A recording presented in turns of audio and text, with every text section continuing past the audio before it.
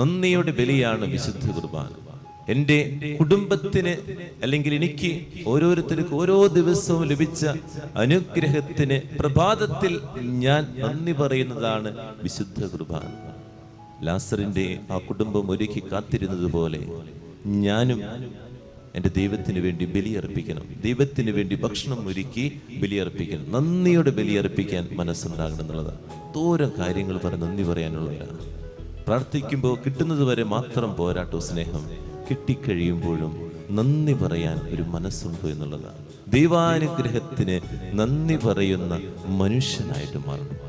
കിട്ടുന്നത് വരെ മാത്രമല്ല പരിത്യാഗങ്ങള്, ജപമാലകള്, നൊവേനകള്, അത് കഴിയുമ്പോൾ എൻ്റെ വഴി, ഞാൻ ദൈവസന്നിധിയിലേക്ക് പിന്നെയില്ല, പിന്നെ വിശുദ്ധ കുർബാനകളോ അല്ലെങ്കിൽ പ്രാർത്ഥനകളോ ഒന്നുമില്ല, അങ്ങനെ ചിന്തിച്ച് ജീവിക്കുന്നവരാകരുത്.